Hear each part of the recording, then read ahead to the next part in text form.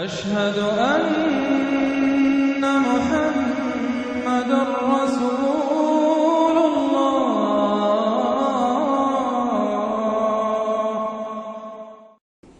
سورۃ الفتح تمہیدی باتیں میں پہلے عرض کر چکا ہوں. یہ سورہ مبارکہ نازل ہوئی ہے صلح حدیبیہ کے بعد. اس کی جو تاریخی پس منظر ہے صرف یہ چند جملے کفایت کریں گے. سن 5 میں غزوہ احزاب کے بعد یہ حضور نے صحابہ سے کہہ دیا تھا کہ اب قریش میں وہ دم نہیں رہا کہ اب دوبارہ وہ تم پر چڑھ کر آئیں اور حملہ کریں. لن تغزوکم قریش بعد عامکم ھذا ولکنکم تغزونہم. اب انیشیٹو تمہاری طرف سے ہوگا. وہ انیشیٹو حضور نے لیا ہے سن 6 میں. آپ نے عمرے کا احرام باندھا اور آپ کے ساتھ 1400 عام طور پر زیادہ بیان ہوتا ہے لیکن بعض روایات میں 1800 صحابہ احرام باندھ کر چلے کہ ہم عمرہ کرنے جا رہے ہیں. یہ گویا کہ ایک ٹیسٹ تھا کہ اب قریش کرتے کیا ہے. آپ احرام کے لیے اپنی منزل میں منزل کرتے ہوئے پہنچ گئے حدیبیہ تک، وہی جگہ جہاں پر کہ پھر صلح ہوئی. ادھر قریش کے لیے جو ہے ان کی جان پر بن گئی. پہلی بات تو یہ کہ ان کی روایات کے خلاف تھا کہ کوئی آئے عمرے کی نیت سے اور ان کو روک دے. یہ عرب کی روایت نہیں تھی. دوسرا یہ کہ اب اگر آنے دیتے ہیں اور مسلمان دنگناتے ہوئے آئیں اس شہر کے اندر عمرہ کریں تو گویا کہ ان کی شکست ہو گئی. تو وہاں پر جو بھی ہوا تفصیلات کا تو موقع نہیں ہے. ایک طرف تو وہ تلے ہوئے تھے کہ جنگ کریں گے، اور جب حضرت عثمان کو حضور نے بھیجا ہے کچھ سلسلہ جنبانی کے لیے، وہاں ان کو روک لیا گیا. خبر مشہور ہو گئی کہ انہیں شہید کر دیا گیا. پھر حضور نے بیعت لی. وہ بیعت علی الموت کہلاتی ہے. بیعت علی لا نفر یا بیعت علی الموت، اور اس کا نام ہے بیعت رضوان. ایک درخت کے نیچے آپ تشریف فرما ہوئے اور سب نے آ کر آپ سے بیعت کی کہ اب یہاں جانیں دے دیں گے اپنی، سب ہم یہاں پر مرنے کے لیے تیار ہیں، جانیں قربان کر دیں گے، یہاں سے واپس نہیں جائیں گے. جب وہاں یہ خبریں پہنچی اور انہوں نے کچھ اور اندازہ کر لیا تھا کہ یہ تو بڑے سرفرے لوگ معلوم ہو رہے ہیں، ان میں سے کوئی جو ہے بھاگنے والا نظر نہیں آتا یہاں سے، تو پھر یہ ہے کہ وہ مجبور ہو گئے کہ اب کو صلح کریں. پھر صلح ہوئی، صلح حدیبیہ، لیکن وہ بڑی ان ایکول صلح تھی. اس میں مسلمانوں کے لیے ہیوملیشن تھی، اس لیے کہ یہ طے کر لیا گیا اس میں کہ اگر کوئی مسلمان مدینے سے واپس آئے مکے تو اسے مکے والے واپس نہیں کریں گے، لیکن اگر کوئی مکے سے مدینے جائے گا تو واپس کرنا ہوگا. اور وہاں پر ہو بھی یہ گیا. ابو جندل صحابی تھے جن کو کہ اسی نے جو کہ وہاں سے صلح کے لیے گشت و شریک کرنے کے لیے آیا تھا، سہیل بن عمرو، اس کا ہی بیٹا عین اس وقت وہ پہنچ گیا، لیکن صلح کے وہ کاغذات لکھے جا چکے تھے. اس نے معاملہ بچایا، مسلمانوں مجھے پھر قصائیوں کے حوالے کر رہے. حضور نے فرمایا کہ اب ابو جندل تم صبر کرو، جو وعدہ ہم کر چکے ہیں اس کی پابندی کرنی ہے. بہرحال اس کو حضور نے، اگرچہ صحابہ تو اس درجے دلگیر تھے کہ ہم یہ دم کر صلح کیوں کر رہے ہیں. حضرت عمر رضی اللہ تعالیٰ عنہ سے تو بہرحال یہ بھی کہہ دیجئے کہ زیادہ قرب جو انہیں حاصل تھا حضور سے، اس کی بنا پر ان کی یہ ہمت ہو گئی کہ آپ نے وہ سوال جواب بھی کر لیا جس پر آپ پھر ساری عمر پچھتاتے رہے. کہ آپ نے پوچھا کہ کیا ہم حق پر نہیں ہیں؟ حضور نے فرمایا ہاں ہم حق پر ہیں. کیا آپ اللہ کے رسول نہیں ہیں؟ آپ نے مسکرا کر جواب دیا ہاں میں اللہ کا رسول ہوں. تو پھر ہم یہ کیوں دم کر صلح کر رہے ہیں؟ آپ نے فرمایا کہ میں وہی کر رہا ہوں جو اللہ نے مجھے حکم دیا. بس اتنی سی بات تھی جس پر ساری عمر پچھتائے. لیکن یہ بات حضرت علی نے بھی کر دی اس درجے میں کہ جب وہ صلح نامہ لکھا گیا، حضور ڈکٹیٹ کرا رہے تھے، حضرت علی کاتب تھے، لکھ رہے تھے. تو اب حضور نے فرمایا یہ صلح نامہ ہے، لکھو محمد رسول اللہ اور قریش کے مابین. وہ سہیل بن عمرو نے اعتراض کر دیا کہ نہیں، یہ اگر ہم اس میں لکھیں گے ظاہر بات ہے صلح نامے پر تو دونوں فریقوں کے دستخط ہوتے ہیں، تو میں دستخط کروں گا تو میں تو آپ کو اللہ کا رسول نہیں مانتا، ورنہ اس عبارت کی روح سے جب اس کے نیچے میرا بھی دستخط آئیں گے تو وہ میں نے مان لیا. تو حضور نے اس پر بھی مسکرا کر کہا کہ تم مانو نہ مانو میں اللہ کا رسول ہوں، لیکن اے علی مٹا دو یہ رسول اللہ کے لفظ، مٹا دو، وہاں سے لکھ دو یہ معاہدہ ہے محمد ابن عبداللہ اور قریش کے مابین. حضرت علی نے کہا کہ حضور یہ میں نہیں کر سکتا، میں اپنے ہاتھ سے آپ کے نام کے ساتھ لکھے ہوئے الفاظ. اب دیکھیے اگرچہ حکم تو یہ ہے کہ الامر فوق الادب، لیکن یہ کہ یہ جو بھی کچھ ہوا ہے تو یہ ہوا غیرت دینی، حمیت دینی کی وجہ سے. حضرت علی نے بھی کیا، حضرت عمر نے بھی کیا، دونوں کے طرز عمل میں کوئی فرق نہیں. لیکن بہرحال اس کے بعد جو ہے صلح ہوئی ہے اور مسلمانوں کے دل اگرچہ اس پہ بہت ہی رنجیدہ تھے. اور یہ بات بھی بڑی عجیب تھی کہ وہی احرام کھول دیے گئے، وہی قربانی کے جانور جو ہیں. تو اب اس پر جو ہے یہ آیت سورت اتری ہے اور پہلا لفظ یہ ہے انا فتحنا لک فتحا مبینا. مسلمانوں کی دلجوئی کے لیے کہ تم جسے سمجھ رہے ہو کہ دب کر صلح کی ہے، حقیقت حال کے اعتبار سے تو اے محمد ہم نے آپ کو بڑی روشن فتح عطا فرمائی. آج ہم اسے انٹرپریٹ کر سکتے ہیں روشن فتح کس اعتبار سے کہ ٹریٹی کے معنی یہ ہے کہ مصالحت یا صلح ہوتی ہے دو فریقوں کے درمیان جو ایک دوسرے کو ریکگنائز کریں. اس کا مطلب یہ ہے کہ قریش نے ریکگنائز کر لیا that Muhammad is a power to reckon with, اور یہ بہت بڑی بات ہے. قریش نے تسلیم کیا، اور تسلیم کرنا جو ہے یہ اللہ تعالیٰ کی طرف سے فتح عظیم ہے. انا فتحنا لك فتحا مبینا لیغفر لك اللہ ما تقدم من ذنبك وما تاخر. اب دیکھیے ذنب کا لفظ یہاں پہ دوبارہ آ گیا تاکہ اللہ تعالیٰ بخش دے آپ کو جو پچھلے ہوئی آپ کی کوئی کوتاہیاں یا گناہ یا جو بعد میں ہوئی. وَيُتِمَّ نِعْمَتَهُ جو پیچھے رہے گناہ ان کو بھی بخش دے. وَيُتِمَّ نِعْمَتَهُ عَلَيْكَ اور تاکہ اللہ تعالیٰ اپنی نعمت کا اتمام فرما دے آپ پر. وَيَهْدِيَكَ صِرَاطًا مُسْتَقِيمًا اور آپ کو ہدایت دے سیدھے راہ کی طرف. اب یہ ہے پھر ایک اشکال پیدا ہوتا ہے کہ حضور صلی اللہ علیہ وسلم تو پہلے ہی سیدھی راہ پر ہیں، پھر یہ کہ تمام اہل ایمان حضور کے ساتھ سیدھی راہ پر چلے آ رہے ہیں، اور سیدھی راہ پر چلتے ہوئے اب اہل ایمان کو بھی حضرت ابوبکر کو بھی آپ کے ساتھ چلتے ہوئے کتنے برس ہو گئے؟ 18 برس ہو گئے. تو اب ان کے معنی کیا ہو گئے؟ تو اس پہ بہت سی بحثیں ہیں، یہ تو اب میں تفصیل میں نہیں جا سکتا. میری توجہ وہی ہے جو میں اس سے پہلے سورہ محمد میں کر چکا ہوں ضم کی، کہ یہ جو جد و جہد ہوئی ہے اس میں اگر کہیں کوئی خامی کوتاہی کسی کی طرف سے ہوئی ہے، چاہے وہ کسی اور مسلمان کی طرف سے ہوئی ہے، صاحب ایمان کی طرف سے ہوئی ہے، غلطی ہوئی ہے، خطا ہوئی ہے، ان سب کی اب اللہ تعالیٰ تلافی فرما دے گا. یہ فتح مبین جو ہے وہ ان سب کو کور کر جائے گی. اور یہدیہ کا صراط مستقیم، اب آپ کی یہ جہد بالکل سیدھی تیر کی طرح اپنے ہدف کی طرف بڑھے گی. اب اس میں کوئی جو ہے تزلزل نہیں ہوگا، بلکہ آپ کی یہ جد و جہد، اللہ کے دین کی اقامت کی جد و جہد اور اللہ کی حکومت قائم کرنے کی جد و جہد جو ہے سیدھی اپنے ہدف کی طرف بڑھتی چلی جائے گی. چنانچہ یتم نعمتہ وہ تو ہم پڑھ چکے ہیں، الیوم اکملت لکم دینکم واتممت علیکم نعمتی ورضیت لکم الاسلام دینا. تو دین کا اتمام ایک تو اس شکل میں کہ قرآن میں دین مکمل ہو جائے، شریعت پوری ہو گئی، لیکن اس سے تکمیل نہیں ہوتی اس معنی میں جب تک اس کی ایک عملی ڈیمانسٹریشن بھی مکمل نہ ہو. عملی ڈیمانسٹریشن مکمل ہوتی ہے جب اللہ کی حکومت بالفعل قائم ہو جائے. تو اتمام نعمت جو ہے وہ صرف کتاب کے اندر اس شریعت کا پورا بیان ہو جانا اور نظام کا آ جانا، اس سے وہ اتمام بتمام و کمال نہیں ہوتا جب تک کہ اس کی ایک نشانی، اس کا ایک نمونہ جو ہے، اس کی ایک صورت لوگوں کے سامنے نہ آ جائے، آئیڈیل فارم اس کی جو ہے وہ سامنے نہ آ جائے، اس کا نمونہ سامنے آ جائے.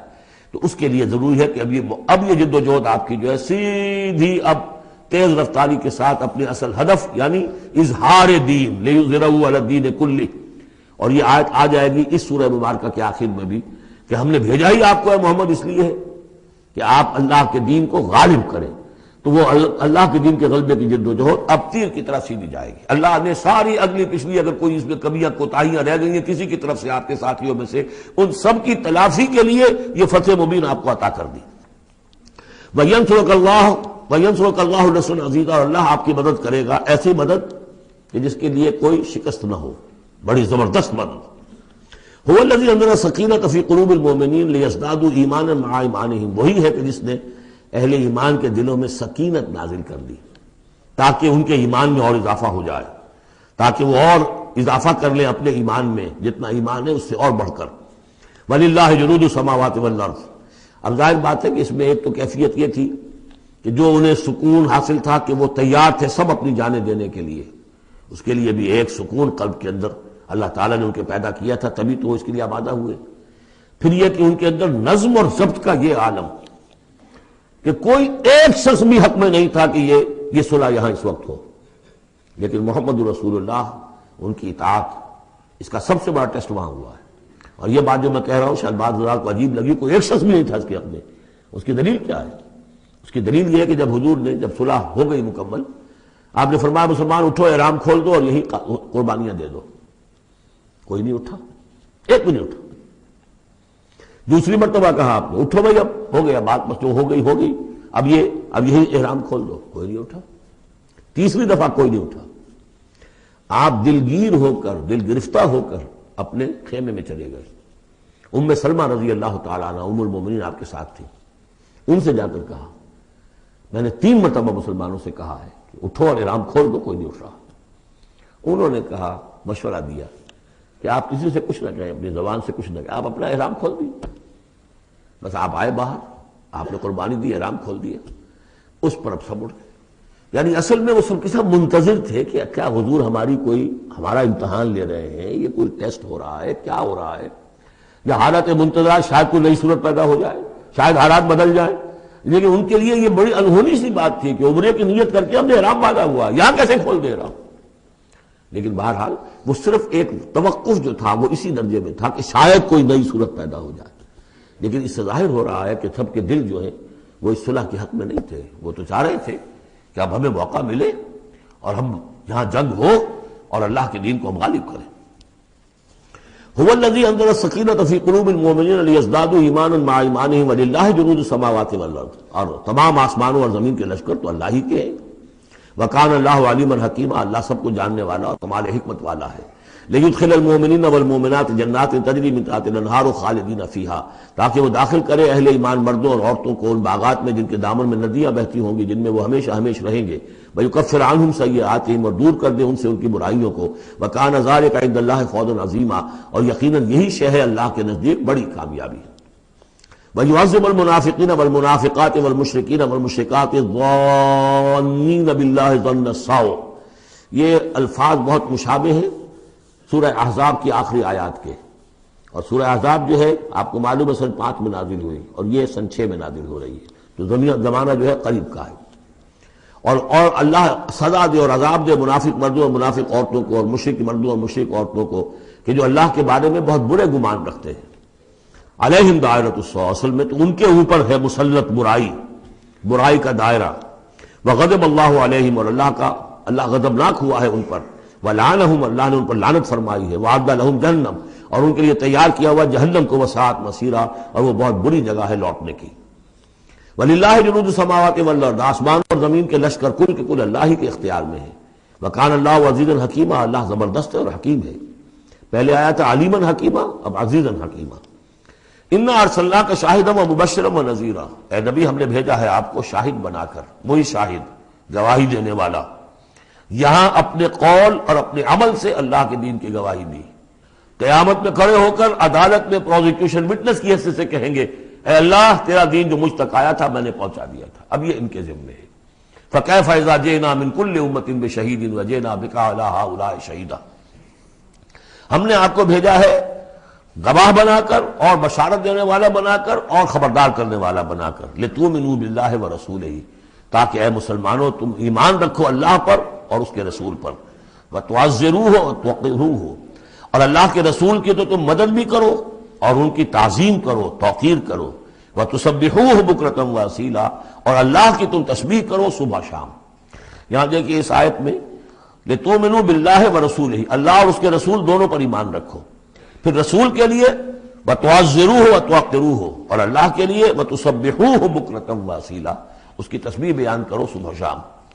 ان الذین یبایعونک انما یبایعون اللہ، یقیناً وہ لوگ جو اے نبی آپ سے بیعت کر رہے ہیں وہ حقیقت میں اللہ سے بیعت کر رہے ہیں۔ ید اللہ فوق ایدیہم، اللہ کا ہاتھ ان کے ہاتھوں کے اوپر ہے۔ فمن نکث فانما ینکث الی نفسہ، تو جو کوئی بھی اس بیعت کی خلاف ورزی کرے گا، اس کو توڑے گا، اس کا سارا وبال اسی کے اوپر ہوگا۔ ومن اوفی بما عاہد علیہ اللہ، اور جو پورا کر دے گا اس معاہدے کو جو اللہ سے کر رہا ہے، فسیؤتیہ اجرا عظیما، تو اللہ تعالیٰ اسے اجر عظیم عطا فرمائے گا۔ اس آیت کو اچھی طرح سمجھ لیجئے اور اس کا تعلق جوڑ لیجئے جو سورہ توبہ کی آیت نمبر 111 تھی۔ ان اللہ اشتری من المؤمنین انفسهم واموالهم بان لهم الجنہ یقاتلون فی سبیل اللہ فیقتلون ویقتلون وعدا علیہ حقا فی التوراۃ والانجیل والقرآن ومن اوفی بعہدہ من اللہ فاستبشروا ببیعکم الذی بایعتم بہ، اللہ نے اہل ایمان سے ان کی جانیں اور مال خرید لی ہے جنت کے عوض۔ یہ جو خرید و فروخت ہو گئی ہے یہ بیع ہو گئی ہے، بیع و شرع ہو گئی ہے۔ فاستبشروا ببیعکم الذی بایعتم بہ، خوشیاں مناؤ، جشن مناؤ اس بیعت پر، اس بیع پر، اس سودے پر جو تم نے کیا ہے، اس سے بہتر سودا کوئی نہیں۔ اچھا یہ بیع تو ہوئی بندے اور اللہ کے مابین۔ فرض کیجئے میں بیعت کر رہا ہوں، اے اللہ میں اپنی جان مال تیرے حوالے کرتا ہوں، لیکن اللہ کے اور میرے درمیان تو غیب کا پردہ ہے۔ یہ کیسے، کس کو دوں یہ جان اور مال، کس کے حکم پر دوں، کس کے کہنے پر دوں، کہاں مال خرچ کروں؟ ظاہر بات ہے کہ اس کے لیے کوئی انسان، اب وہ انسان اس وقت ہے محمد الرسول اللہ صلی اللہ علیہ وسلم، بیع اللہ سے، بیعت محمد سے۔ محمد اللہ کے رسول ہیں، وہ بتائیں گے کہ اس طرح مال خرچ کرو، اس طرح جان لگاؤ، یہ وقت آ گیا ہے جان لے کر میدان میں آ جاؤ، جان ہتھیلی پر رکھو میدان میں آ جاؤ۔ لہذا جو بیع اللہ سے ہوئی ہے، ان اللہ اشتری من المؤمنین انفسهم واموالهم بان لهم الجنہ، اس کے لیے بیعت محمد الرسول اللہ سے ہو رہی ہے۔ اور یہ عرب میں رواج تھا کہ جب وہ کوئی سودا کرتے تھے پھر وہ مصافحہ کرتے تھے، ہاتھ ملاتے تھے، ہاتھ جب ملا لیا اب وہ جو سودا ہے پکا ہو گیا، اب پیچھے نہیں جا سکتے آپ۔ جب تک مصافحہ نہیں ہوتا اس وقت تک آدمی کوئی اس میں تبدیلی کر سکتا ہے، لیکن مصافحہ جو ہے وہ پختگی کے لیے۔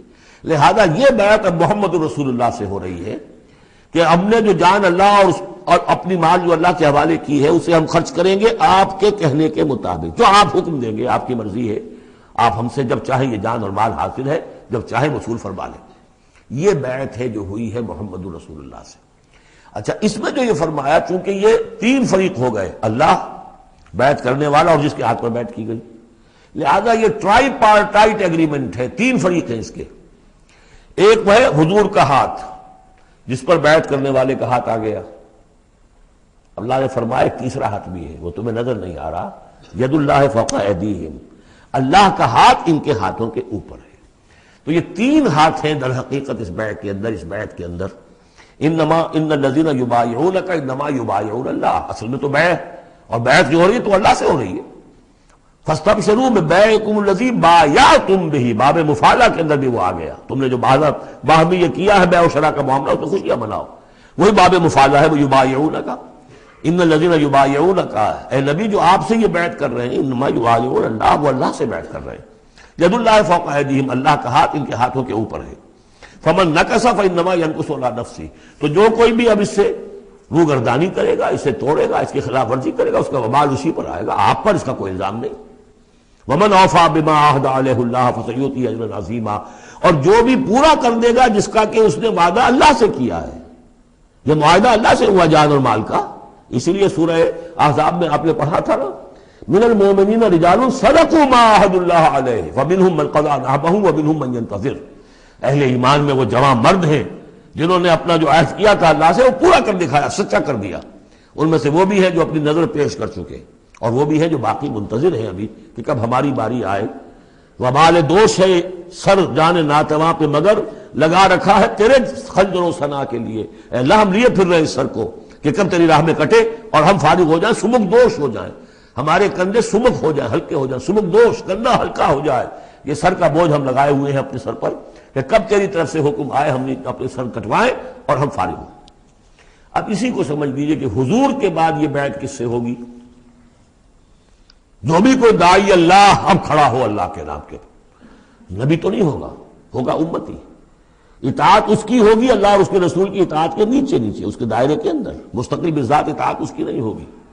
لیکن یہ کہ بہرحال اب بھی ضرورت ہوگی کہ کوئی جماعت ہو، کوئی جمعیت ہو، کوئی طاقت ہو، ایک فرد سے جو ہے اکیلا چنا بھاڑ نہیں پھوڑ سکتا۔ دین کو غالب کرنے کی جد و جہد، عقیم الدین جو ہم پڑھائے ہیں، یہ پورا سلسلہ جو ہے مکی صورتوں کا جو ان مدنی صورتوں کے ساتھ منسلک ہے، توحید عملی، اقامت دین، اور جو اس صورت کے اندر آ جائے گا لیظہرہ علی الدین کلہ، اس کے لیے جماعت چاہیے، جمعیت چاہیے۔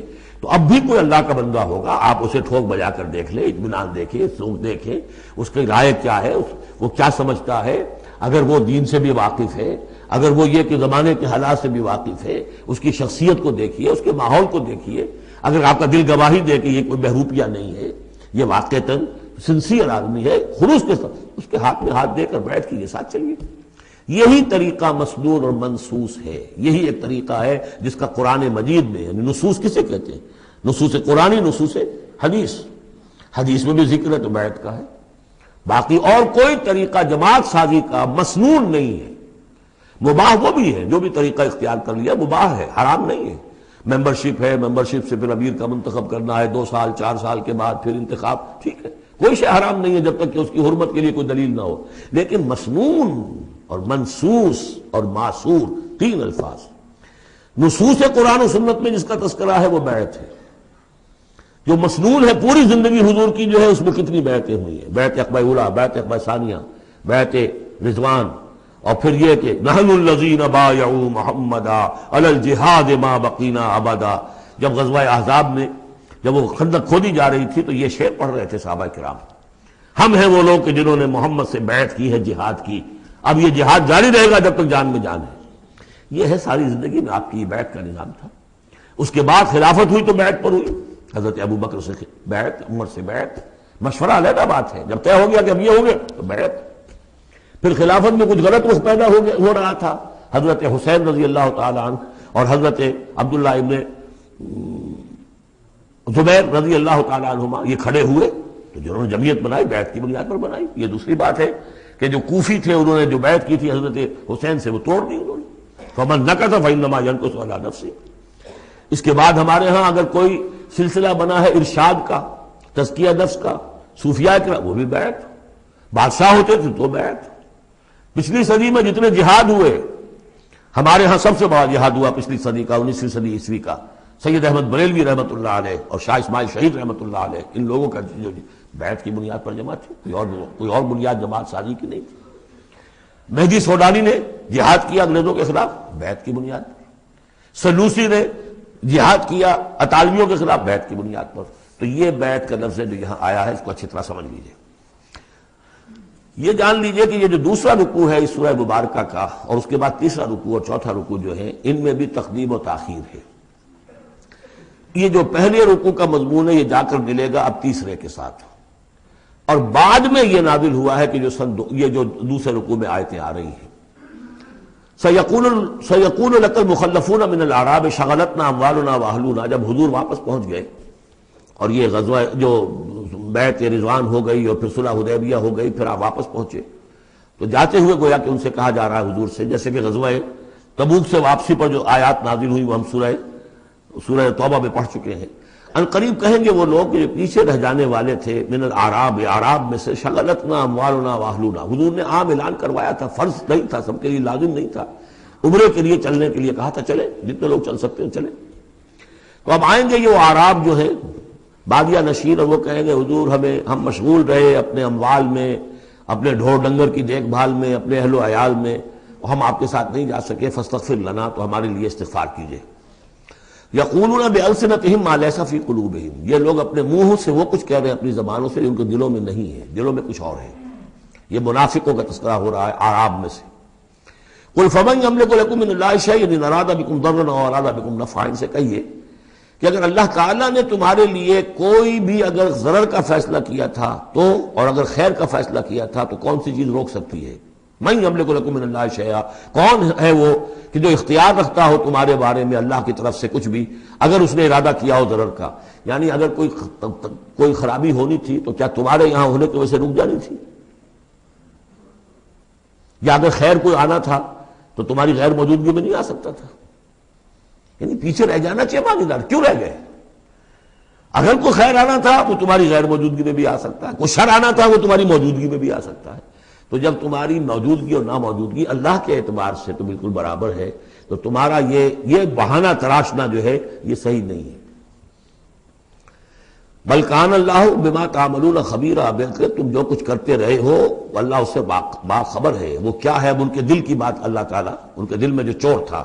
بل ظننتم، تمہیں یہ گمان ہو گیا تھا، ان لن ينقلب الرسول والمؤمنون الى اہلہم ابدا. ان کو یہ گمان ہوا کہ ان کا تو معلوم ہوتا ہے کہ واقعتاً کوئی دماغ خراب ہو گیا مسلمانوں کا، قریش پر چڑھائی کر کے جا رہے ہیں. قریش، یہ تو سمجھیے کہ ان کے لیے ابھی تک عرب میں جو ان کی حیثیت تھی قریش کی، وہ سمجھتے تھے کہ اب تو یہ موت کے منہ میں جا رہے ہیں، اب یہ واپس ان میں سے کوئی آنے والا نہیں ہے. بل ظننتم، تم نے یہ گمان کیا تھا، ان لن ينقلب الرسول والمؤمنون الى اہلہم ابدا، کہ اب واپس آئیں گے ہی نہیں رسول اور اہل ایمان اپنے گھر والوں کی طرف. وزین ذلک فی قلوبکم، اور یہ تمہارے دلوں میں کھما دی گئی بات. وظننتم ظن السوء، اور تم نے بہت برا گمان کیا. وکنتم قوما بورا، اور تم ہو ہی تباہ ہونے والے لوگ. یہ منافقین اعراب کا تذکرہ ہو رہا ہے، اور یہ کب ہو رہا ہے؟ سن 6 میں. سن 2 کے اندر جو معاملہ تھا وہ بھی ہم دیکھ چکے. وہ جو سورہ محمد کے اندر آیا معاملہ، جبکہ ابھی یہ مرحلہ شروع ہو رہا تھا، ابھی قتال کا سلسلہ شروع ہونے والا تھا، اس وقت بھی ان کے دلوں میں صلح جوئی، امن سے کام کرو، صلح سے کام کرو، یہ خامخواہ جو ہے یہ اس طرح کی مہم جوئی مناسب نہیں ہے، اس وقت ان کا یہ خیال تھا۔ وَمَن لَّمْ يُؤْمِن بِاللَّهِ وَرَسُولِهِ فَإِنَّا أَعْتَدْنَا لِلْكَافِرِينَ سَعِيرًا، جو کوئی اللہ اس کے رسول پر ایمان نہ رکھے تو اللہ تعالیٰ نے ایسے کافروں کے لیے تو جہنم تیار کر رکھی ہے۔ وَلِلَّهِ مُلْكُ السَّمَاوَاتِ وَالْأَرْضِ يَغْفِرُ لِمَن يَشَاءُ، اور اللہ آسمانوں اور زمین کی بادشاہی اللہ ہی کے لیے ہے، وہ بخشتا ہے جس کو چاہتا ہے، وَيُعَذِّبُ مَن يَشَاءُ، اور عذاب دے گا جس کو چاہے گا، وَكَانَ اللَّهُ غَفُورًا رَحِيمًا، اور اللہ تعالیٰ غفور الرحیم ہے۔ سَيَقُولُ الْمُخَلَّفُونَ إِذَا انطَلَقْتُمْ إِلَىٰ مَغَانِمَ لِتَأْخُذُوهَا، اب یہ نوٹ کر لیجئے تاریخی اعتبار سے کہ اس کے فوراً بعد جو ہے اگلے ہی سال حضور نے، اب جب کہ قریش سے صلح ہو گئی تو آپ یکسو ہو گئے، ادھر سے کوئی حملہ اب نہیں ہوگا، تو آپ نے اپنی پوری طاقت لے کر خیبر پر حملہ کیا، جو گڑھ بن گیا تھا یہودیوں کا، جو بنو قینقاع اور بنو نذیر نکالے گئے تھے، جا کے وہیں آباد ہو گئے تھے، پہلے سے بھی وہاں پر وہ بڑا گڑھ تھا، ان کے بڑے قلعے تھے، بڑے یعنی فورٹیفائڈ، اور وہاں پر سارا وہ اب حضور نے ان کی جو ہے سرکوبی کی۔ جب حضور خیبر کی طرف جا رہے تھے، اب ان کا ہم بھی چلتے ہیں آپ کے ساتھ، اس لیے انہیں یقین تھا کہ فتح ہوگی اور مال غنیمت آئے گا۔ سَيَقُولُ الْمُخَلَّفُونَ إِذَا انطَلَقْتُمْ إِلَىٰ مَغَانِمَ، اور اے مسلمانوں جب تم اب جاؤ گے غنیمت حاصل کرنے کے لیے، یعنی اب جو غزوہ خیبر کی طرف جب پیش قدمی کرو گے، تو یہی لوگ جو پہلے پیچھے رہ گئے تھے وہ یہ کہیں گے ضرورنا نتبعکم، ہم بھی آپ کے ساتھ چلیں، اجازت دیجیے۔ یریدون ان یبدلوا کلام اللہ، یہ اللہ کے کلام کو بدل دینا چاہتے ہیں، وہ اللہ کا کلام اگلے رکوع میں آ رہا ہے کہ ان کے بارے میں طے کر دیا گیا تھا کہ جو لوگ اس صلح حدیبیہ کے موقع پر نہیں گئے ہیں ساتھ حضور کے، اب ان کو کسی بھی دوسری نیکسٹ جنگ کے اندر شمولیت کی اجازت نہیں ہوگی، وہ آگے آ رہا ہے، اس لیے اس کے سمجھنے میں تھوڑی سی دقت ہوتی ہے، لیکن سمجھ لیجئے کہ وہ آگے ہے، اسی لیے تقدیم و تاخیر کی میں نے بات آپ سے کی تھی۔ یریدون ان یبدلوا کلام اللہ، یہ چاہتے ہیں کہ اللہ کے کلام کو تبدیل کر دیں، اللہ کے حکم کو بدل دیں۔ قل لن تتبعونا، کہہ دیجئے کہ نہیں اب تم ہمارے ساتھ نہیں جاؤ گے، کذالکم قال اللہ من قبل، یہ بات اللہ تعالیٰ پہلے ہی کہہ چکا ہے پہلے، اور اس صورت میں آ رہا ہے ذرا بعد میں۔ فسیقولون بل تحسدوننا، وہ کہیں گے یہ تو آپ لوگ حسد کر رہے ہیں ہم سے، آپ ہمیں ساتھ میں لے جانا چاہتے ہیں، جبکہ ہمیں اندازہ ہے کہ وہاں پہ غنیمتیں ملیں گی۔ بل کانوا لا یفقہون الا قلیلا، حقیقت یہ ہے کہ یہ فہم ہی نہیں رکھتے، تفقہ ہی نہیں رکھتے مگر بہت ہی تھوڑی۔ قل للمخلفین من الاعراب، یہ جو لوگ رہ گئے تھے پیچھے، یہ بدو لوگ، ان سے کہہ دیجئے ستدعون الی قوم اولی باس شدید، ان قریب پھر تمہیں بلایا جائے گا ایک ایسی قوم کی طرف، ایسے قوم کے مقابلے کی طرف جو بڑی طاقت والی ہوگی، تو قاتلونہم او یسلمون، یا تم ان سے قتال کرو گے یا وہ مسلمان ہوں گے اور یا وہ اطاعت قبول کریں گے۔ اس سے ہے اشارہ در حقیقت جو نیا سلسلہ جنگوں کا اب شروع ہونے والا تھا، اور وہ تھا سلطنت روما کے خلاف غزوہ موتا۔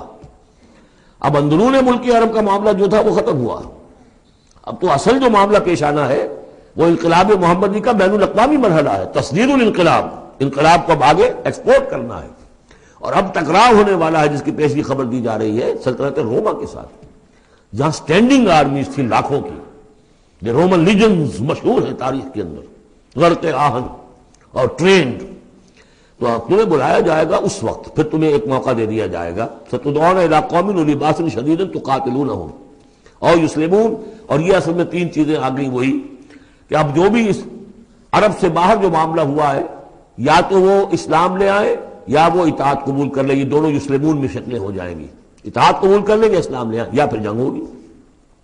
فَإِن تُطِيعُوا يُؤْتِكُمُ اللَّهُ أَجْرًا حَسَنًا، اگر اس وقت تم اطاعت کرو گے اللہ کے رسول کی، ان کے ساتھ جاؤ گے تو اللہ تعالیٰ جو ہے تمہیں اجر حسنہ دے گا۔ وَإِن تَتَوَلَّوْا كَمَا تَوَلَّيْتُم مِّن قَبْلُ، اور اگر تمہیں اسی طرح پیٹھ دکھا دی جیسے کہ پہلے پیٹھ دکھائی تھی، يُعَذِّبْكُمْ عَذَابًا عَلِيمًا، تو اللہ تعالیٰ عذاب علیم دے گا تمہیں۔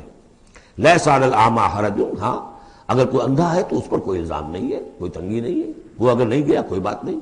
وَلَا عَلَى الْأَعْرَجِ حَرَجٌ، نہ کوئی لنگڑا ہے تو اس کے لیے بھی نہیں ہے۔ وَلَا عَلَى الْمَرِيضِ حَرَجٌ، اسی طریقے سے کوئی بیمار ہے تو اس پر بھی کوئی اس کی باس پرس نہیں ہے۔ وَمَن يُطِعِ اللَّهَ وَرَسُولَهُ يُدْخِلْهُ جَنَّاتٍ تَجْرِي مِن تَحْتِهَا الْأَنْهَارُ، اور جو اللہ تعالیٰ اور اس کے رسول کی اطاعت کرے گا اللہ تعالیٰ اس کو داخل کرے گا ان باغات میں جن کے دامن میں ندیاں بہتی ہوں گی۔ وَمَن يَتَوَلَّى، اور جو کوئی پلٹ جائے، پیٹھ موڑ لے، يُعَذِّبْهُ عَذَابًا عَلِيمًا، اللہ تعالیٰ اسے عذاب علیم، دردناک عذاب دے گا۔ اب اس کے بعد یہ پہلے رکوع والا مضمون جو بیعت کا مضمون چل رہا تھا وہی بیعت کا مضمون اب آگے یہاں چل رہا ہے. یہ بیچ والا جو ہے دوسرے رکوع کا مضمون یہ اس کے بعد کا تھا، پہلے آ گیا. وہاں جو فرمایا تھا کہ ان الذین یبایعونک انما یبایعون اللہ، اب آگے چلیے. لقد رضی اللہ عن المؤمنین اذ یبایعونک تحت الشجرہ، اللہ راضی ہو گیا ان اہل ایمان سے جو آپ سے بیعت کر رہے تھے درخت کے نیچے. فعلم ما فی قلوبہم، تو اللہ تعالیٰ کے علم میں ہے جو کچھ ان کے دلوں میں تھا. اور اس وقت تو ذوق شہادت اور جوش جہاد تھا، ابھی وہ صلح کی بات تو ہوئی نہیں، وہ تو بیعت کر کے ہونے کی بات ہوئی ہے.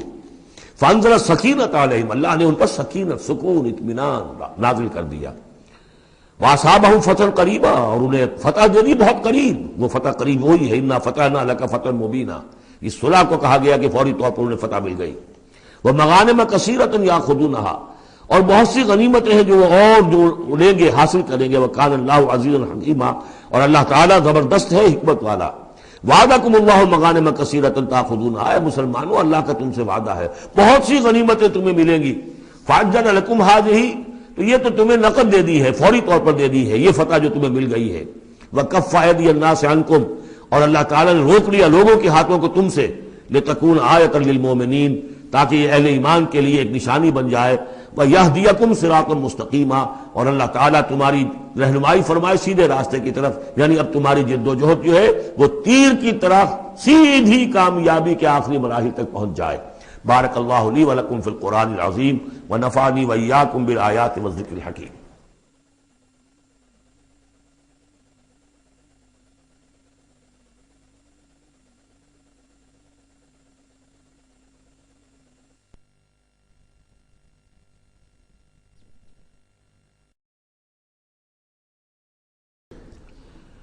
وعدکم اللہ مغانم کثیرۃ تاخذونھا، اللہ تعالیٰ نے اے مسلمانوں تم سے وعدہ کیا ہے بہت سی غنیمتوں کا جو تمہیں حاصل ہوں گی.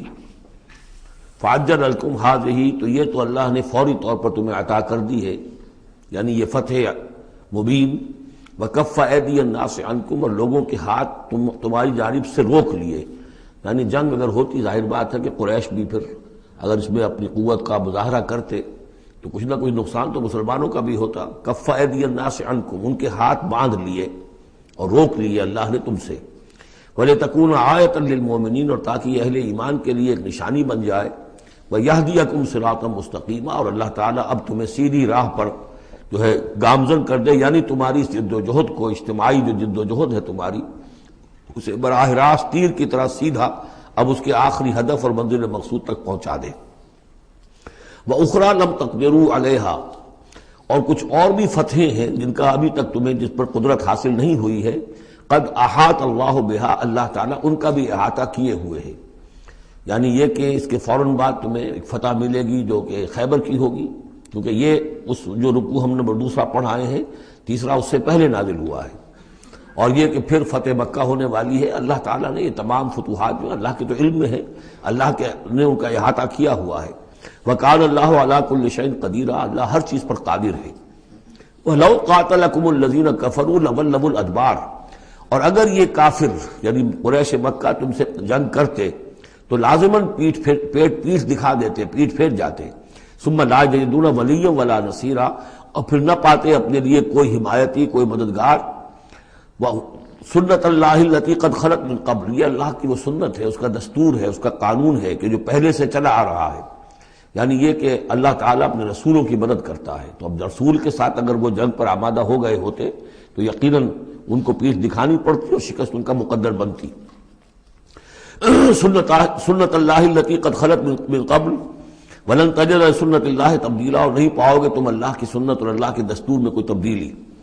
وَهُوَ الَّذِي كَفَّ أَيْدِيَهُمْ عَنْكُمْ وَأَيْدِيَكُمْ عَنْهُمْ بِبَطْنِ مَكَّةَ، وہی ہے جس نے روک لیے ان کے ہاتھ تمہاری طرف بڑھنے سے اور تمہارے ہاتھ ان کی طرف بڑھنے سے. بِبَطْنِ مکہ، بیچ شہر مکے کے، یعنی مکے کی وادی میں اور مکے کے شہر میں اگر یہ جنگ ہوتی اور یہ خون ریزی ہوتی. من بعد ان اسفرکم علیہم، اور یہ اللہ نے روک دیا اس کے بعد کہ اللہ نے تمہیں ان پر فتح دے دی تھی.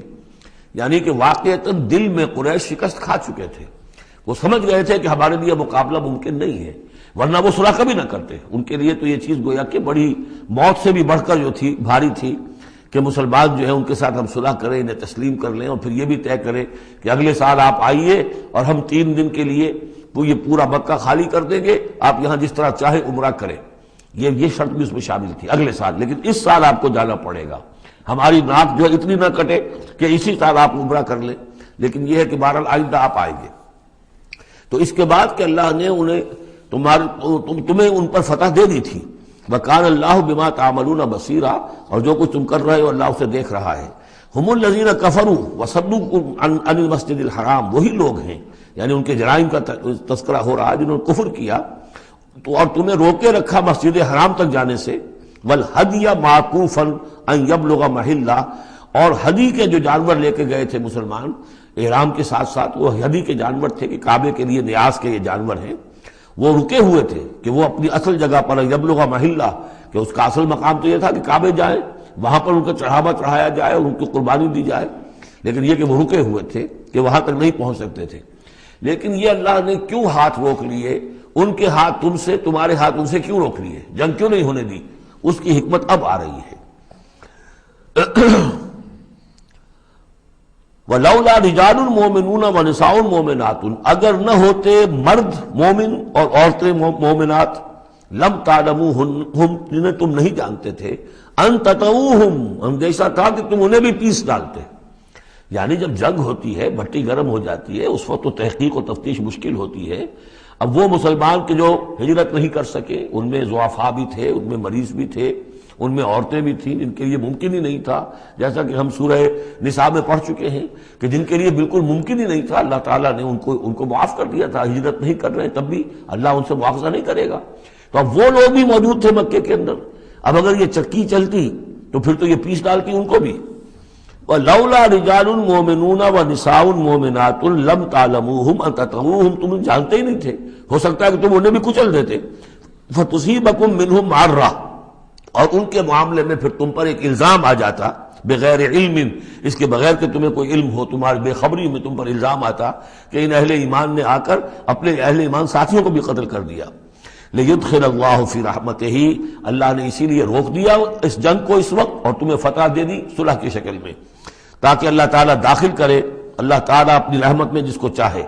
وَلَوْ تَزَيَّنُوا لَعَذَّبْنَا الَّذِينَ كَفَرُوا مِنْهُمْ عَذَابًا أَلِيمًا، اگر وہ علیحدہ ہو چکے ہوتے، یعنی مسلمان اہل ایمان مرد اور عورتیں جو ہیں جو ابھی تک مقیم ہیں یہاں پر، اگر وہ یہاں سے نکل چکے ہوتے، علیحدہ ہو چکے ہوتے، تو پھر باقی یہاں صرف کفار رہ گئے ہوتے، تو ہم اسی وقت لَعَذَّبْنَا الَّذِينَ كَفَرُوا مِنْهُمْ عَذَابًا أَلِيمًا، تو ان کافروں کو ہم ابھی وہ بدترین عذاب کا مزہ چکھا دیتے۔ اس جعل الذین کفروا فی قلوبہم الحمیۃ حمیۃ الجاہلیہ، جب کافروں نے اپنے دلوں کے اندر ایک حمیت جو ہے، ایک بڑی غیرت اور حمیت کا معاملہ، لیکن وہ حمیت جاہلی تھی کہ ہم لوگ، اور کیسے ممکن ہے کہ ہم انہیں یہاں پر عمرہ کرنے دیں، یہ لوگ کہ جو بے دین ہو گئے، ان کے اعتبار سے تو بے دین تھے، جو ہم اپنے آباء و اجداد کے دین کو چھوڑ گئے، تو وہ جو نسل پرستی اور قوم پرستی ان میں تھی، اور آبا پرستی تھی، اور اپنی روایت پرستی تھی، اس کے بنا پر حمیت جاہلیت ان کے دلوں کے اندر اتنی کوٹ کوٹ کر بھری ہوئی تھی۔ اس جعل الذین کفروا فی قلوبہم الحمیۃ حمیۃ الجاہلیہ، انہوں نے حمیت جاہلی کو اپنے دلوں کے اندر راسخ کر لیا تھا۔ فانزل اللہ سکینتہ علی رسولہ وعلی المؤمنین، تو اللہ تعالیٰ نے اپنا طرف سے سکون نازل فرما دیا اپنے رسول پر صلی اللہ علیہ وسلم اور اہل ایمان پر۔ وَأَلْزَمَهُمْ كَلِمَةَ التَّقْوَىٰ، اور اللہ تعالیٰ نے ان پر لازم کر دیا تقویٰ کی بات کو، یعنی اللہ تعالیٰ نے تقویٰ کو ان پر لازم کر دیا۔ وَكَانُوا أَحَقَّ بِهَا، یقیناً وہ تقویٰ کے زیادہ حقدار بھی ہیں، وَأَهْلَهَا، اور واقعتاً تقویٰ کے اہل ہیں، ان کے اندر تقویٰ موجود ہے۔ وَكَانَ اللَّهُ بِكُلِّ شَيْءٍ عَلِيمًا، اور یقیناً اللہ تعالیٰ ہر چیز کا علم رکھتا ہے۔ لَقَدْ صَدَقَ اللَّهُ رَسُولَهُ الرُّؤْيَا بِالْحَقِّ، اب ایک شبہ کا ازالہ ہو رہا ہے کہ کچھ لوگوں کو یہ خیال پیدا ہوا ہوگا کہ رسول کا تو خواب بھی سچا ہوتا ہے اور وہی کے درجے میں ہے۔ حضور نے ہمیں فرمایا تھا کہ میں نے خواب دیکھا ہے کہ ہم عمرہ کر رہے ہیں، تو چلو، اور یہاں ہم عمرہ نہیں کر سکے تو رسول کا خواب جھوٹا ہو گیا۔ یہ اگر شک کسی کے دل میں پیدا ہوا تو اس کو ظاہر کر رہے ہیں کہ رسول کا خواب جھوٹا نہیں ہوا، یعنی یہ کہ اس میں جب حضور سے پوچھا بھی گیا، آپ نے تو فرمایا تھا کہ ہم عمرہ کریں گے، تو آپ نے فرمایا تھا یہ میں نے کب کہا تھا کہ اسی سال ضرور کریں گے، عمرہ کریں گے، چنانچہ اگلے سال وہ عمرہ ہوا۔ سن 7 میں اسے عمرہ قضا کہتے ہیں، جو صلح حدیبیہ میں طے ہو گیا تھا کہ اگلے سال آپ آئیے عمرہ کیجئے، تو عمرہ قضا جو ہے یہ عمرہ چونکہ رہ گیا تھا، درمیان میں ہی بند ہو گیا، تو عمرہ قضا، اس عمرے کی قضا اگلے سال جو ہے سن 7 میں آپ نے دی، اور 3 دن تک قریش نے مکے کو خالی کر دیا، پہاڑوں پر چڑھ گئے، اور مسلمان 3 دن تک مکے کے اندر مقیم رہے، انہوں نے اپنے اطمینان سے عمرہ ادا کیا۔ تو فرمایا لقد صدق اللہ رسولہ الرؤیا بالحق، اللہ نے بالکل سچا دکھایا خواب اپنے رسول کو، اس میں قطعاً کسی جھوٹ کا شائبہ نہیں۔ لتدخلن المسجد الحرام ان شاء اللہ آمنین محلقین رؤوسکم ومقصرین لا تخافون، تم اے مسلمانوں لازماً داخل ہوگے مسجد حرام میں انشاءاللہ پورے امن کے ساتھ، آمنین بے کھٹکے، محلقین رؤوسکم ومقصرین، اپنے سروں کو حلق بھی کراؤ گے اور قصر بھی کراؤ گے۔ سر منڈوا دینا احرام کھولتے ہوئے یہ گویا کہ حلق ہے، اور چھوٹے بال کر دینا یہ قصر ہے۔ تو محلقین رؤوسکم ومقصرین لا تخافون، اور تمہیں کوئی اندیشہ نہیں ہوگا، یعنی جو ہو گیا اگلے سال کہ بالکل مکہ خالی، کوئی اندیشہ نہیں، کوئی مٹ بھیڑ نہیں، کسی طرف سے کوئی تانا نہیں، کوئی بری بات بھی سننے میں نہیں آئی، اور وہ سب لوگ جو ہے وہ رہے اپنے پہاڑوں کے اوپر۔ فعلم ما لم تعلموا، تو اللہ جانتا ہے جو تم نہیں جانتے۔ فجعل من دون ذلك فتحا قریبا، تو اس کے بعد اللہ تعالیٰ نے ایک بڑی فتح رکھی ہے قریب، یعنی یہ کہ اس کے فوراً بعد اس سے ورے، اس لیے کہ اس عمرہ قضا سے پہلے فتح خیبر ہوئی ہے، اور بہت جو مغانم کا تذکرہ ہو رہا ہے اس میں جو غنیمت آئی ہے بہت نمایاں، وہ غزوہ خیبر کی ہے۔ ایک تو یہ کہ یہودیوں کا گڑھ تھا، بہت مالدار تھے، پھر یہاں سے جو گئے تھے 2 قبیلے نکل کر گئے تھے، وہ بھی اکثر ان میں سے وہیں آباد ہو گئے تھے، تو وہ ان کی بڑی جمعیت تھی وہاں پر، اور یہودی ویسے مالدار ہوتے ہیں، تو وہاں پہ جو غنیمت ملی ہے مسلمانوں کو، اس کے طرف اشارہ ہو رہا ہے۔ اللہ تعالیٰ نے اس سے پہلے کہ تم عمرہ قضا ادا کرو، اور جب تم داخل ہوگے مسجد حرام، اس سے پہلے جو ہے اللہ تعالیٰ تمہیں فتح دے گا، نصیب کرے گا۔ اب وہ آیت آ گئی، هو الذی ارسل رسولہ بالہدی ودین الحق لیظہرہ علی الدین کلہ، یعنی یہ جو سلسلہ اب جا رہا ہے، صراط مستقیم، سیدھا راستہ کس منزل کی طرف جا رہا ہے؟ دنیا میں مسلمانوں تمہاری جد و جہد کی منزل کیا ہے؟ اللہ کے دین کا غلبہ، اس لیے کہ ہم نے اپنے رسول کو بھیجا ہی اس کام کے لیے۔ یہ سورہ توبہ میں آیت ہم پڑھ چکے ہیں، فرق صرف یہ ہے کہ وہاں پر تھا هو الذی ارسل رسولہ بالہدی ودین الحق لیظہرہ علی الدین کلہ ولو کرہ المشرکون، یہاں آخری حصہ ہے وکفی باللہ شہیدا۔ لیکن سورہ توبہ والی آیت جوں کی تم پھر سورہ صف میں آ جائے گی، وہ بھی اب زیادہ دور نہیں رہی ہے، وہ بھی ہم جلدی پڑھیں گے۔ تو اللہ نے تو بھیجا ہے اپنے رسول کو صلی اللہ علیہ وسلم الہدا دے کر، یعنی قرآن حکیم جو ہدایت کاملہ ہے، نو انسان را پیام آخری حامل او رحمت للعالمین، هو الذی ارسل رسولہ بالہدی ودین الحق، اور دین حق دے کر بھیجا ہے۔ یہ دین کی بات کیجئے، اب دیکھیے الدین، ان اقیم الدین، اللہ کے دین کو قائم کرو۔ ام لہم شرکاء شرعوا لہم من الدین ما لم یأذن بہ اللہ، کیا ان کے شریکوں نے بھی کوئی دین دیا ہے انہیں؟ اللہ نے انہیں دین حق دیا ہے، اور دین حق اس لیے دیا ہے کہ اسے غالب کرے کل کے پورے نظام زندگی کے اوپر، پورے نظام زندگی پر۔ وہی ہے جس نے بھیجا ہے اپنے رسول کو صلی اللہ علیہ وسلم بالہدا، ہدایت دے کر، قرآن دے کر، ودین الحق، اور سچا دین، حق دین، عادلانہ نظام زندگی دے کر، لیظہرہ علی الدین کلہ، تاکہ وہ غالب کریں اسے کل کے کل نظام زندگی پر، وکفی باللہ شہیدا، اور کافی ہے اللہ مدد کے لیے۔ عام طور پر ترجمہ یہاں پر گواہ کا کیا گیا ہے، آپ نے دیکھا ہوگا، لیکن یہاں اس لفظ شہید کا مطلب جو مدد کے ہے۔ اس کے لیے یہ کہ نوٹ کیجئے جو سورہ بقرہ کے 30 رکوع میں آیا تھا، فَإِن كُنتُمْ فِي رَيْبٍ مِّمَّا نَزَّلْنَا عَلَىٰ عَبْدِنَا فَأْتُوا بِسُورَةٍ مِّن مِّثْلِهِ وَادْعُوا شُهَدَاءَكُم مِّن دُونِ اللَّهِ إِن كُنتُمْ صَادِقِينَ، بلا لو اپنے مددگاروں کو اللہ کے سوا اگر تم سچے ہو۔ تو چونکہ اصل میں شہیدہ کے معنی تو ہے حاضر ہونا، شہیدہ یشہد، کسی کی موجودگی اور حاضری، جو موجود ہوتا ہے وقوع پر وہی صحیح گواہی دینے کا اہل ہے، اس لیے اس کے معنی گواہی کے پیدا ہو گئے، اور جو موجود ہو وہی آپ کی مدد بھی کر سکتا ہے، اس لیے اس کے معنی مددگار کے بھی ہے۔ آپ کا کوئی دوست ہے، بڑا آپ کا بہی خواہ ہے، لیکن جب آپ پر کوئی ستم ہو رہا تھا، ظلم ہو رہا تھا، زیادتی ہو رہی تھی، وہ موجود ہی نہیں تھا بیچارہ، وہ کیا کرے گا؟ آپ کی مدد نہیں کر سکتا۔ تو مددگار بھی معنی ہے لفظ شہید کے۔ وَكَفَى بِاللَّهِ شَهِيدًا، اللہ کافی ہے مددگار کی حیثیت سے۔ محمد الرسول اللہ والذین معہ، یہ وہ جماعت ہے جو اس بیعت کی بنیاد پر وجود میں آئی ہے۔ نوٹ کر لیجئے اس بات کو، یہ بیعت کے تذکرے کے ساتھ اب یہ آیت آ رہی ہے۔ محمد الرسول اللہ صلی اللہ علیہ وسلم ایک بیعت تو وہ لیتے تھے کہ جو کوئی ایمان لاتا تھا، ایمان کی بیعت، لیکن جو آپ نے اہل مکہ سے کبھی نہیں لی، بلکہ وہاں تو جس نے بھی کہہ دیا اشہد ان لا الہ الا اللہ واشہد ان محمد رسول اللہ، کوئی فارمل ڈیکلیریشن، کوئی اور اس کے لیے کوئی سمبولک کوئی اقدام نہیں تھا، الا یہ کہ کوئی باہر سے آتا تھا تو بیعت ہوتی تھی۔ اس کے بعد آپ نے بیعت مکے میں دو لی ہیں، بیعت عقبہ اولیٰ، بیعت عقبہ ثانیہ۔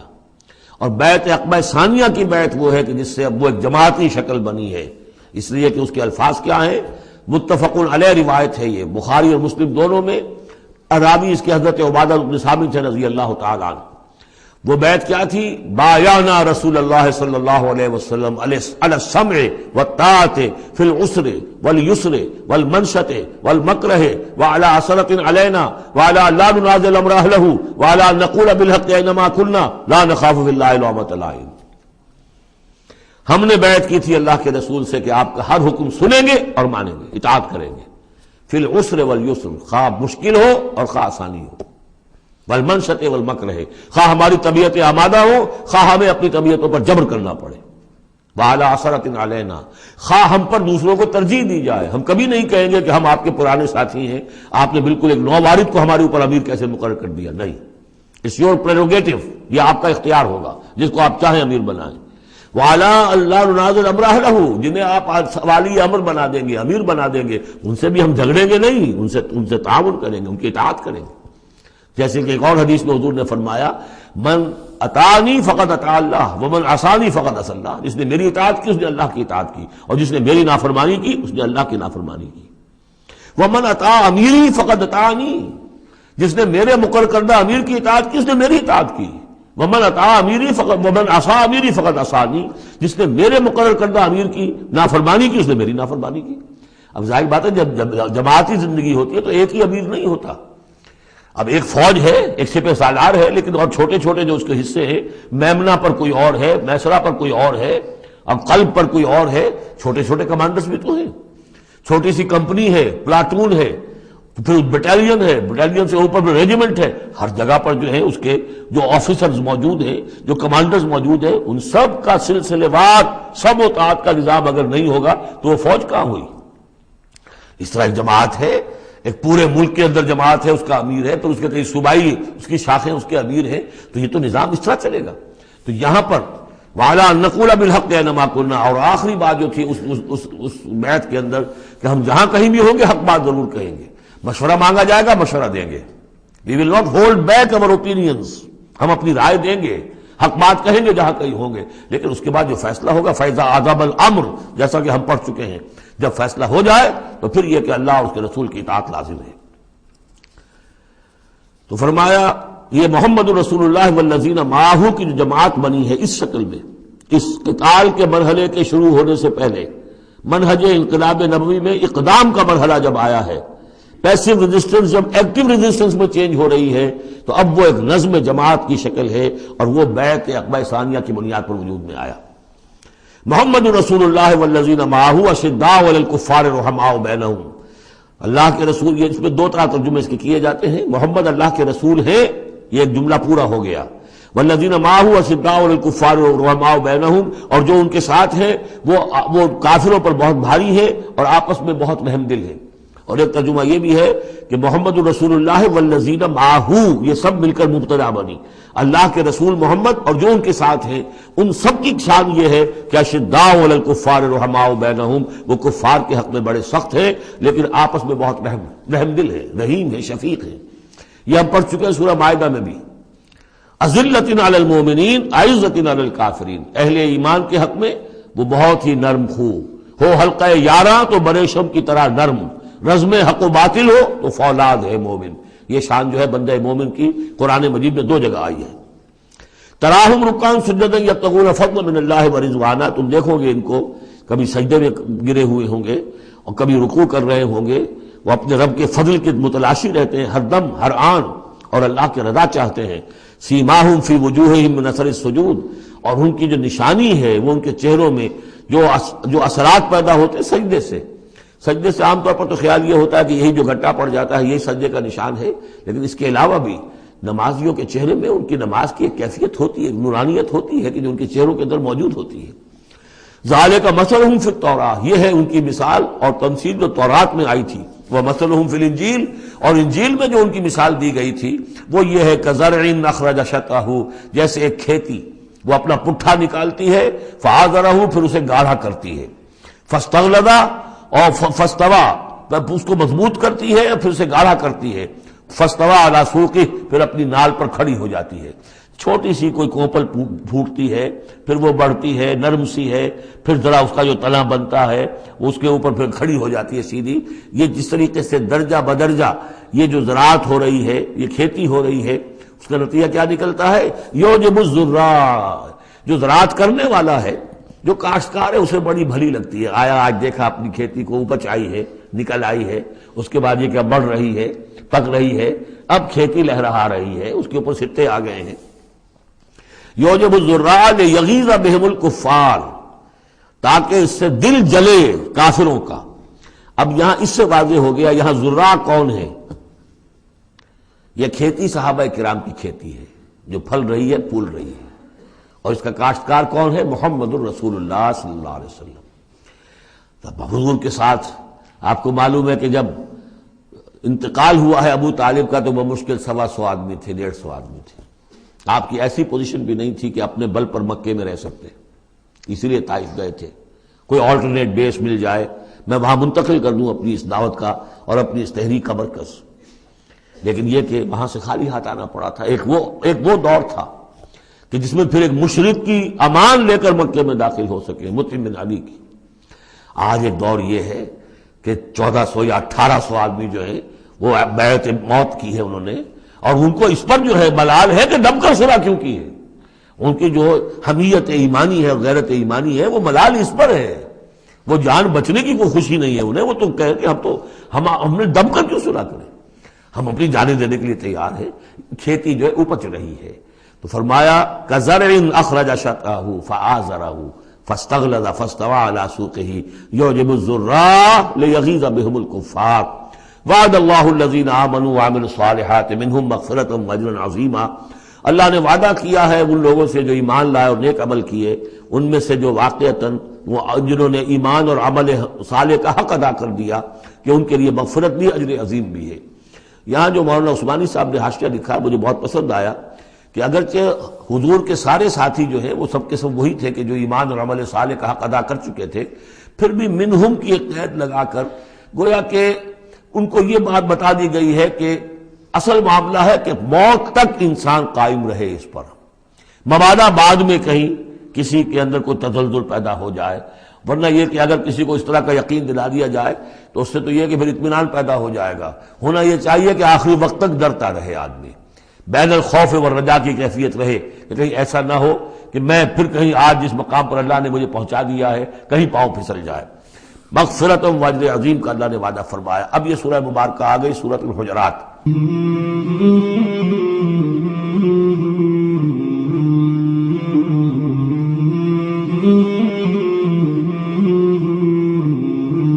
مولاي صل وسلم دائما ابدا على حبيبك خير الخلق كلهم مولاي صل وسلم دائما ابدا على حبيبك خير الخلق كلهم مولاي صل وسلم دائما